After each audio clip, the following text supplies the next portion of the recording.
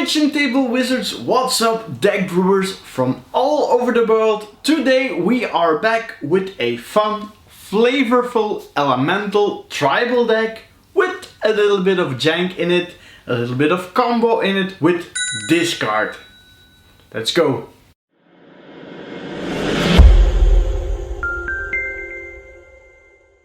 So today we are going to build a mono blue elemental deck, splashing just a tiny bit of green, not too much, because we don't want to attract too much river hoopus.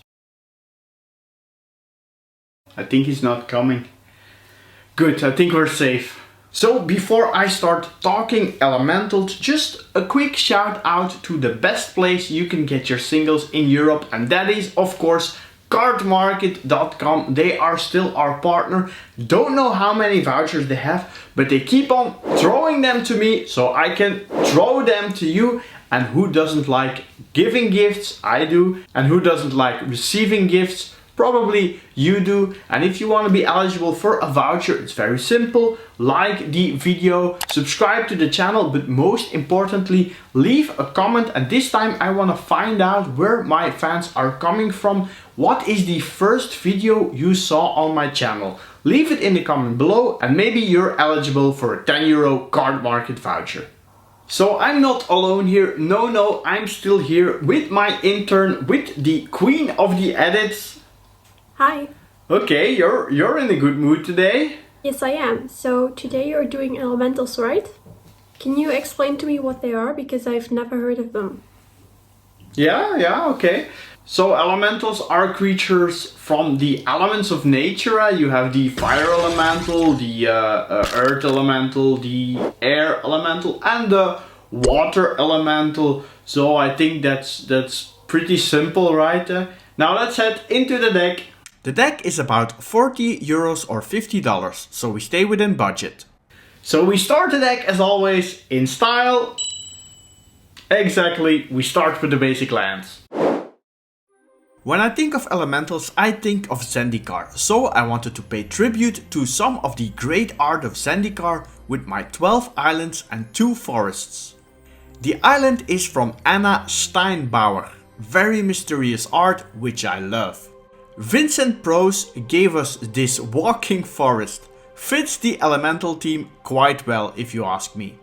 Evolving Wilds helps us search for our basic lands and also to activate landfall.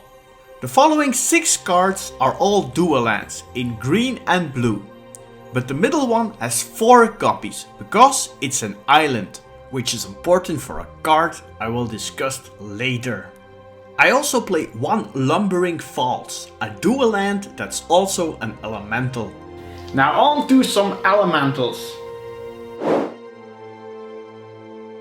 It's always good to have something to do on the first turn, so this embodiment of spring is a good blocker and searches for a basic.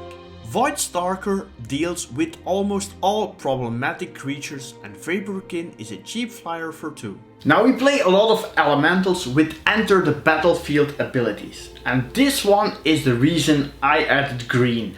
Risen Reef puts land into play or draws us a card each time it or another elemental enters the battlefield, and that's really good with all the elementals we play. Sorry, Bram, but this is a walking reef. What does it have to do with one of the 4 elements? Ah, yes, yeah. That's a good question. Maybe first let's look at some other 3-drops. The Cloudkin Seer draws us a card, Frostlinks slows down a creature, and the Overgrown Elemental makes another elemental stronger and gains us some life and gets stronger when other elementals die. Yarok's Wavecrasher bounces one of your elementals and it's a 4/4. And the Parcel Beast also has some nice abilities. Now here is one more 4-drop and I play 2 copies of this one. So the Parcel Beast, how is he an elemental exactly? Master of Waves creates elementals equal to your devotion to blue and makes all elementals stronger. And the Stormwind entity sometimes you can play for only 2 mana, which is absurd for such a powerful card. also 2 copies. And then there's this Mull Drifter, which can draw you 2 cards. So a very powerful creature. This is a fish with wings. How exactly is this an elemental? Yes. Okay, Nora. Next up we have the Eiter Snipe. A 4/4 elemental that you can also use to bounce stuff. So it's clear that Bram won't be able to explain to me how this thing is an elemental.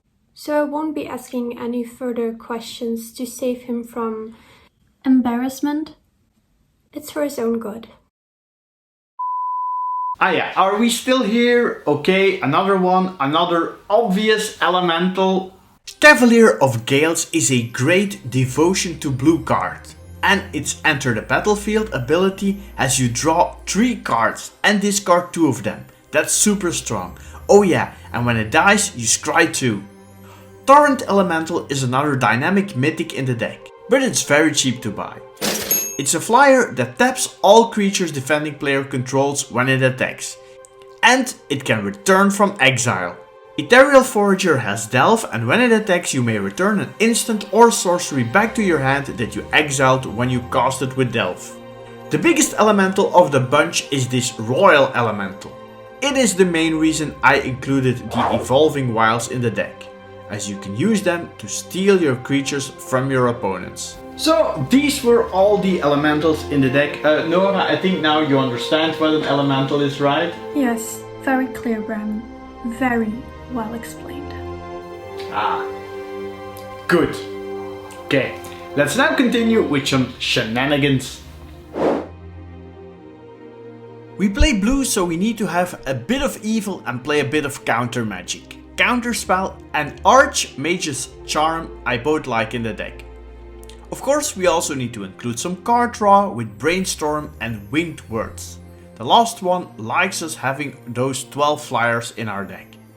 Dig Through Time is another great card draw spell with Delve. You know by now that Delve is also nice when you have the Torrent Elemental, because it can come back from exile. Our creatures have a lot of enter the battlefield abilities, so this defensive spell is also pretty nice. Teferi's Time Twist blinks a creature and has it come back with the counter on it. Another fun one is this Neo form, where you can sacrifice a creature to look for a creature which has 1 more mana in its casting cost, and put it into the battlefield with a +1/+1 counter on it. And sometimes this can cause some fun interactions. Here is what happened to me in a game. I managed to get a Stormwing entity into play with a Brainstorm on turn 3. The next turn I attacked with my entity and then played Neo form, searching for Royal Elemental. Then I played an Evolving Wild and sacrificed it to steal his 2 Gobble Rebel Masters. Then he stood up and he told me he forgot to close the window or something, and he left. And he's not really returning my calls anymore. I also keep it casual by including 1 copy of this Mystic Reflection. A card with foretell that can have the next creature come into the battlefield as a copy of an existing creature. Which is fun with all the creatures that have enter the battlefield abilities, and it's especially fun with this guy. So let's combine the Mystic Reflection with the Master of Waves and see what happens. Why, you may ask? Well, let me explain. You play a Master of Waves, and when it enters the battlefield you create a creature token. Now you have Devotion 1 thanks to the Master of Waves, and now in response to this you play a Mystic Reflection targeting the Master. So this elemental creature token that now comes into play will not be an elemental, but a copy of the Master of Waves. So now you have 2 Masters of Waves and 2 Devotion, and the new one will make 2 tokens. So that's 6 power in tokens on the board and 2 Masters of Waves. Pretty nice combo, right? Pretty casual, you might think. No, not really. Because when we play a Master of Waves on a board with, for example, a Cavalier of Gales and a Frostcat, we'll have 5 Devotion when we play our Master, who will be the target of our Mystic Reflection. So the 5 tokens will enter the battlefield, not as elementals, but as 5 more copies of the Masters of Wave. And now we have 10 devotion, meaning 1 Master of Waves will make 10 elemental tokens. So that's 50 tokens in total, and each one of them will be a 7/6 because of the 6 Masters of Waves. So that's 350 power only in elemental tokens. So now you understand that if you want to keep it casual, you want to play 1 Mystic Reflection. Alright, 2 more cards to go. Flavor wise, not really a super win, but this card goes great in tribal decks, so I included 1 copy of Icon of Ancestry. Because elementals also go to church. When Easter falls on a Tuesday, that is. Now you know that I also like to include some Planeswalkers in the deck if I find a right fit for them, and in this case I think I found a right fit. Yanling Sky Dancer is also the reason why I play 16 islands. Her starting loyalty is not too high and her minus ability needs 1 turn, but it does give you an elemental, which is nice. So I try to build up my defenses when I play this deck to get to the ultimate -8, where you get an emblem that says you can tap your islands to draw a card. Really cool, really powerful. Now let's head into the power rankings. The deck is okay in the power department and has 1 crazy Mystic Reflection combo, so depending if you draw it, it can be a 7 or a 10. It's not the easiest deck to play with a lot of enter the battlefield triggers, and it's not super aggressive nor super defensive. I like it, and money wise I think a 7 is a fair number. Really aggressive decks can be a problem, but against other budget decks I think the matchups are fairly okay. Ah, you're still here. That means you want to talk to YouTube, you want to tell them how amazing this channel is, how great my videos are. No, cut the crap, Bram, you're probably thinking, show us who won the voucher. Nora?